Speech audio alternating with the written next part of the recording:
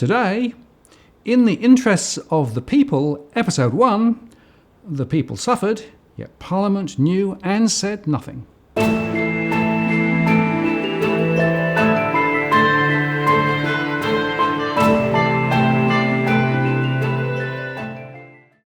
Well, hello, and welcome to our new channel, The Interests of the People.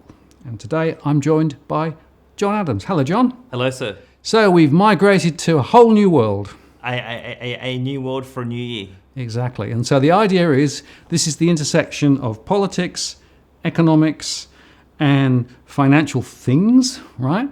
Yes. But in an unfettered way. Yes. So we are going to expect more sparks. Yes. We're going to expect more corrosive views from you. Yes. And hopefully orientated around this wonderful concept that actually the people need to know what's going on. Indeed. So I think that we would like to focus on mainly, obviously, the economy in 2019, but there's a whole host of other issues impacting on the Australian people that I think we need to have a more robust, open, frank discussion about. So, given that there's a whole host of controversial figures across the world being deplatformed, I thought it'd be worthwhile to set up a new channel, take off the shackles, so to speak, and really give it a rip for 2019. Yeah, okay. And I think that's worth emphasising, John. It was your idea to basically move, and I was okay to support it, and partly to protect the old DFA work, because that's still going on, and we'll put a link back to the DFA channel for people who don't know about DFA. But essentially, this is about giving more free rein to perhaps those more radical views, which may or may not create ructions. Yes, indeed.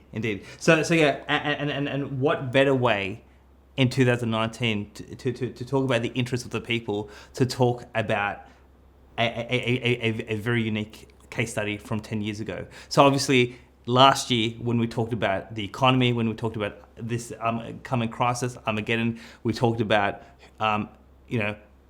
what do the establishment know from the Parliament, from the Reserve Bank to APRA? Are they ignorant? Are they walking blind? Do they know? Are they engaged in a strategy of plausible deniability, as I was told by a member of Parliament last year?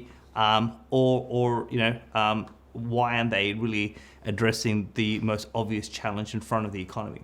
So what I thought we would do in this episode is to talk about a very specific example where 10 years ago, a politician, in answering a letter from a constituent, wrote a letter saying no financial crisis is coming, and then years later it was revealed that politician knew the financial crisis was coming and was selling assets, and basically said nothing on the public record at the time. Now, that I think to a lot of people, it is a bit of a shock to be able to sort of talk about this case study. And, I was talking to a few people last year off camera about, if I was to tell you about this case study, a lot of people said to me, I'd be shocked if that occurred. Well, it did occur, and that's what we're going to talk about today. Right, so just to be clear, a senior politician Yes. was facing one way publicly, Yes. but was facing a completely different way privately. Precisely. Right. Not only that, they wrote a letter, a constituent sent a letter to them, they sent a letter back, and their public position, they put their signature on it. And we have a copy of that letter. Okay, right. So we should say this is all in the public domain. Yes. Right? So we're not spreading rumours and stuff. This is actually out there. Yes. All you're doing is just bringing the threads together. Precisely. Okay. Yes. So who was the politician? The politician was Joe Hockey, who was the former member for North Sydney, former shadow treasurer, and now the Australian ambassador in the United States. Okay, so what was his role at the time when he was doing this particular thing? So he received correspondence in 2007. He was the Minister for Industrial Relations. So this was at the time where John Howard was Prime Minister, Peter Costello was Treasurer. So he was a senior minister in the government, in the cabinet. And he had a letter sent by a constituent in the electorate of North Sydney saying that I think we're headed towards some sort of global financial crisis. And on the 12th of August 2007, Mr. Hockey wrote a letter back, and we'll put the letter on the screen. But the key quote is, Mr. Hockey writes, "I note your views. I, however, disagree vehemently with your analysis that the world is facing a collapse of the financial markets." Now, that letter went back. The constituent, he accepted that letter. Now, let's say how we got a copy of this letter. Now, the constituent who wrote to Hockey is a member of the Citizens Electoral Council. So the Citizens Electoral Council, so Robbie Barwick, who has been on your DFA channel, he has published this letter a number of years ago, but in preparation for this particular episode, Robbie got me the original letter. So this is authentic, genuine communication from Hockey's office of 2007. So that was his position then in 2007. Years later, in 2013, so the beginning of 2013, heading into an election year, there was a few articles about Hockey, because it was the heir apparent to becoming treasurer.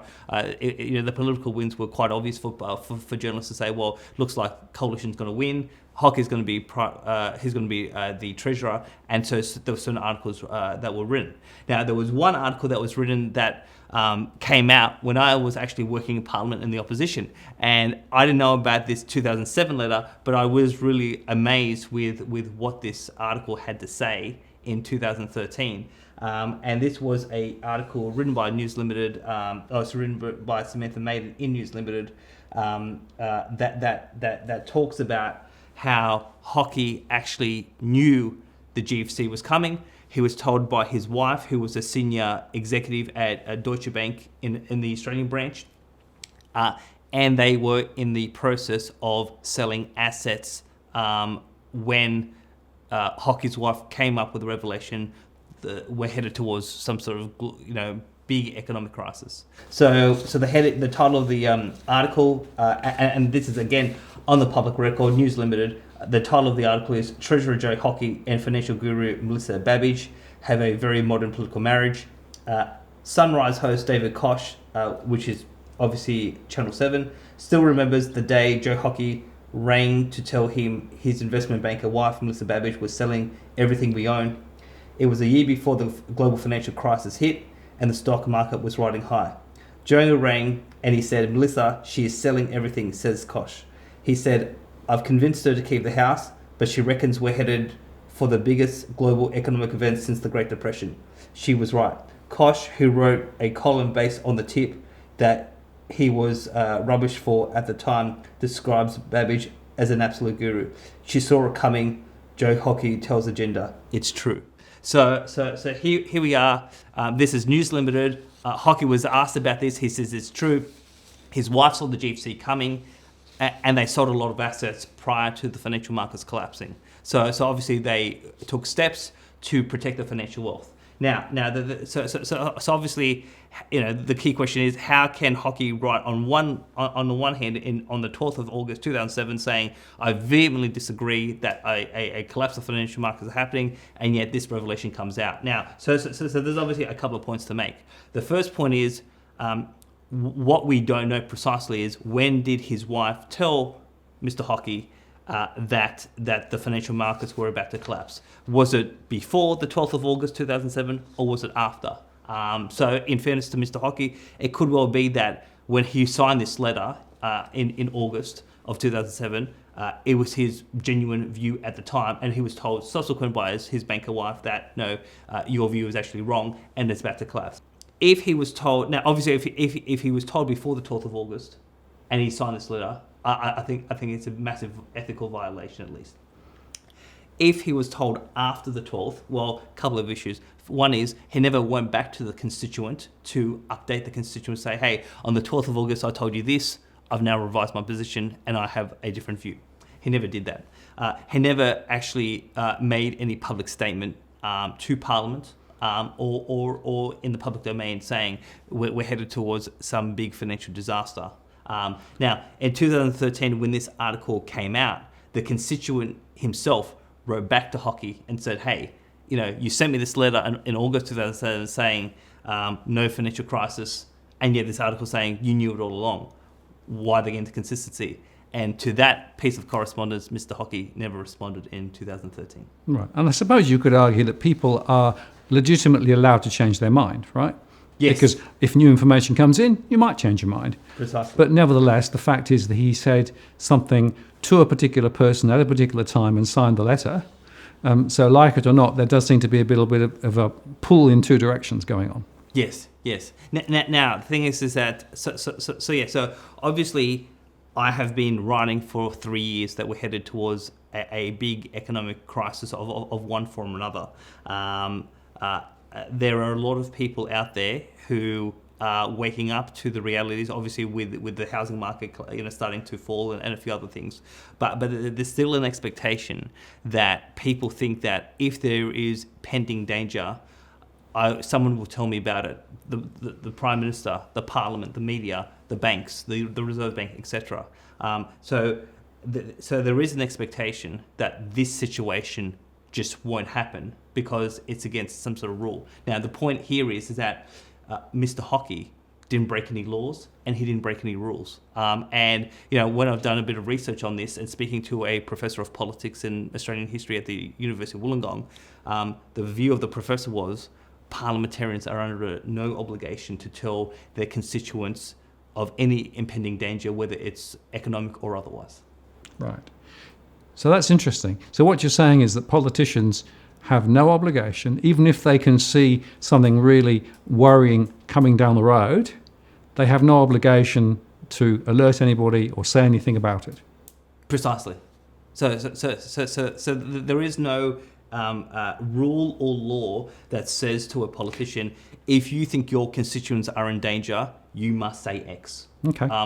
So there is no requirement. Right. Now the thing is that so people obviously have a view about democracy and say, well, I've elected this person to represent my interests, therefore that person will, in representing my interests, protect my interests if they know there's something in danger. Now, part of what I want to go into now is to shatter that complete myth, because that is the general understanding of the democratic system, but that's technically not how the system is structured. So, John, let me just replay that back to you, because I'm quite surprised at this. My elected parliamentary representative has no obligation with regard to thinking about my interests particularly, or if they know stuff, they have no obligation to share that stuff. Precisely. So yes. So the general understanding of democracy is that your representative or senator would represent your interests, but technically that is not how Parliament works. So Section 42 of the Australian Constitution requires that no matter what happens during an election, a member or senator, before taking their seat in Parliament, have to give either an oath or affirmation. So let me just obviously sort of talk about Section 42. So this is straight from the Constitution. Section 42 of the Australian Constitution: every senator and every member of the House of Representatives shall, before taking his seat, make and subscribe before the Governor General or some person authorised by him an oath or affirmation of allegiance in the form set forth in the schedule to this Constitution. So this is Section 42 to say you can't, even if you're elected, if you don't technically give this oath or affirmation, you can't actually become a parliamentarian. Now, what is the oath or what is the affirmation? So this is outlined in the schedule of the Constitution. And to save a bit of time, I'll just sort of go through the oath. So the oath is: you state your name, do swear that I will faithfully and bear true allegiance to Her Majesty Queen Victoria, her heirs and successors, according to law, so help me God. So obviously this was written in 1901 when Queen Victoria was the Queen, but obviously it says in the schedule that you obviously just change the name of the monarch as the monarch goes forward. So you notice that in this oath that the people are not mentioned. Australia is not mentioned. The Australian people are not mentioned. It is you are being faithful and bearing true allegiance to Her Majesty. So when you are elected, your obligation is not to us; it is to her. Wow. So that technically is the system. So on election day, when you go to the ballot box to vote, you are not voting for a parliamentarian who will serve your interests. You are voting for the best parliamentarian who technically will serve the Queen the best. Right. But surely people would expect that that is being interpreted differently now, in terms of the fact that we've got, you know, a society and a population that's grown. We've got our own momentum now, but nevertheless, it's still directly back to the monarch. Yes.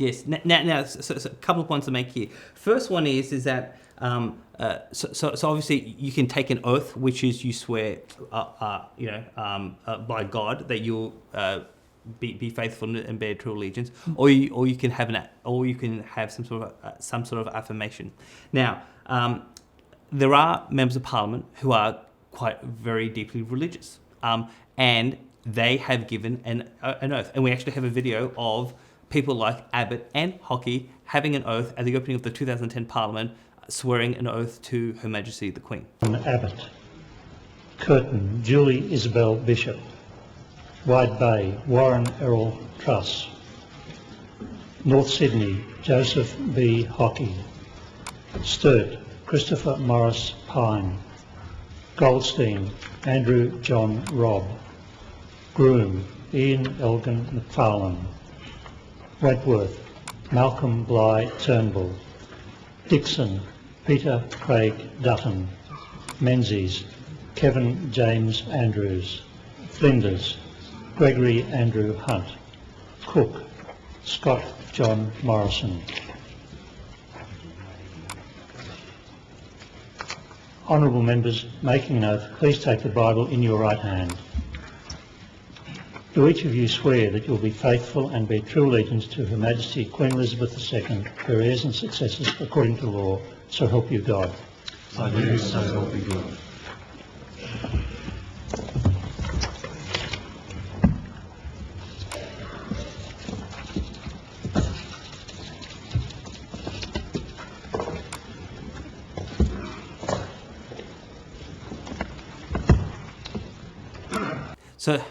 So what we just saw is Abbott and Hockey swear by God that they will be faithful and bear true allegiance to Her Majesty the Queen. Now, both of them claim to be Christians. Now, as a Christian, it actually has significant theological meaning. So even though you asked me before, surely times have moved on, I would say that if you are a committed Christian and you are giving an oath, well, that actually oath has theological significance, number one. Number two is that in preparing for the show, I actually asked a former member of Parliament and a current senator, you have given this oath. What did this mean to you? Now, the former member of Parliament, who served for about 12 years in the House of Representatives, thought it was purely, in their view, purely ceremonial. Whether it's the oath or the affirmation, where this parliamentarian said to me that when he said those words, he did not have the Queen in mind, and that he was thinking about the Australian people, Australia, his electorate. That's what he was pledging allegiance to, even though the words technically do not say that. Now, that was an interesting observation by someone who had to give the oath or recite the oath. Now, I went to a current senator and I asked this senator, when you had to give an oath or an affirmation, did you view this as purely ceremonial? And the senator said no. So very different view. So it's not ceremonial. So the words mean something. Now, I asked him, how does this oath impact your job? He didn't come back to me with an answer. So that is what I don't know. And to be honest, I think it's a very personal reflection for each member and senator when they say, okay, some will say these words have no meaning. Some say no, they do have meaning. The question is, how does it actually impact their job? I think that's that's a difference that happens from politician to politician. So I can't say how these words actually impact members of Parliament. So for those watching this show, they may wish to actually write to the member of Parliament. You didn't swear allegiance to me. You swore allegiance to the Queen. What does that mean? Are you here for her or are you here for me? Right, because you could see situations where, in fact, you'd make one set of decisions if you were thinking about the British Empire and the Queen and the monarchy versus what might be in the interests of local people here in Australia. Yes. You could see it pulling in two different directions. Precisely. Yeah. Precisely. So my argument is that because Hockey swore allegiance to Her Majesty, and he didn't swear allegiance to us or to his constituents, therefore he didn't break any laws, he didn't break any rules, he didn't break any oaths. I mean, the only thing that parliamentarians have to do is they have a register of interests that they outline their assets. So as long as that register that is updated as the assets are being sold, that is in compliance with the parliamentary rules. But there's obviously ways that you can change your asset portfolio mix, and hiding it. Particularly, for example, if all of your assets are in a trust and you're selling those assets, well, all you have to do on your parliamentary form is say you've got a trust, not what the trust is actually doing. So there's ways to hide this if you intend to hide this. So I haven't studied Mr. Hockey's interest form from that period, but we do know that his wife was selling a lot of the family assets. Right. But I'm sort of thinking here, hang on a moment, I guess the Queen might have lost a little bit of money during the GFC. Yes. It would have rather been useful if Hockey had mentioned to her that he had this concern. Yes. So the really interesting tangent here is that the Queen herself, the royal family lost quite a bit of money in the GFC, and in November of 2008, the Queen took a briefing from economists from the London School of Economics, and she asked the academics, "Why didn't anyone see this coming?" Now, the sort of crazy angle for me is that one person who swore to be faithful to the Queen knew it was coming. The Queen said, "Why didn't anyone see it was coming?" Well, one could argue that Hockey, knowing that it was going to happen, he swore an allegiance and to be faithful and an oath to the Queen. He should have alerted the palace. He should have alerted perhaps the Prime Minister or the Governor General, or maybe written like a direct letter to the palace itself and saying, "I have an oath to you. I think your family's wealth is in danger, as in the royal family, the Crown's wealth. I'm alerting you to this to be compliant with my oath." But from all that I can see, Hockey did not do that, because one would suspect that if the Queen received correspondence from an Australian parliamentarian in 2007, she in November of 2008 would have asked academics at the London School of Economics, "Why didn't anyone see this coming?" So did Hockey breach his oath by not informing the palace? He potentially may have, but I'm assuming no one's going to bring him up on that. Gosh. It gets more and more interesting, doesn't it? Yes, yes. So I think the key point from this, from our first episode, is members and senators of Parliament technically do not serve the interests of the people. They take an oath to serve the interests of the Crown, of the monarch, and because they do that, they don't have any technical rules or laws to tell us if there is an impending economic crisis, that this is actually happening. Right. Now, of course, some will probably interpret it differently to others, as your point was made. So you can't automatically assume that no parliamentarian is not interested in the people of Australia and what they're up to, right? Sure, and their consequences. That's not what you're saying. No, what you're saying is technically, yes, right? Technically, they are not under any obligation to do that. Precisely. Yeah. And it's obviously, when we look at last year, we had Tim Wilson, the member for Goldstein. He gave two speeches, one in February, where he mentioned me on the record and said that we've got massive problems in the Australian economy and the global economy. But then he gave another speech in early December, giving a update to the House about these economic challenges. So there's one person who believes that technically he's under no obligation to do so. He thought it was important that he put his views out there. And obviously we're starting to see some politicians saying, "Oh, there are some dark clouds sort of over the horizon." Now, I was told again by a member of Parliament that the establishment know they have screwed up the economy and that they are hoping for this strategy of plausible deniability. So they're waiting for the shock. China, Europe, America, something has to happen that will allow them to say, "It wasn't us, it was them. We did a reasonable job, but it was the world that collapsed. We didn't drive Australia into the ditch."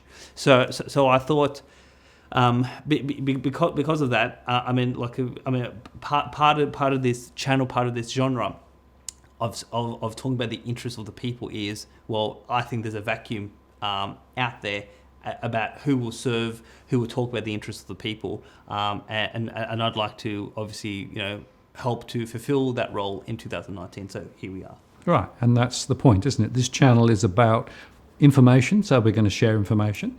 We're going to share strong points of view, and some of those points of view may well not be aligned with mainstream thinking. Yes. Because in many cases, the mainstream actually has gone down a rabbit hole and has missed the point. Yes. Which is why a combination of economics, the finance and politics have to come together.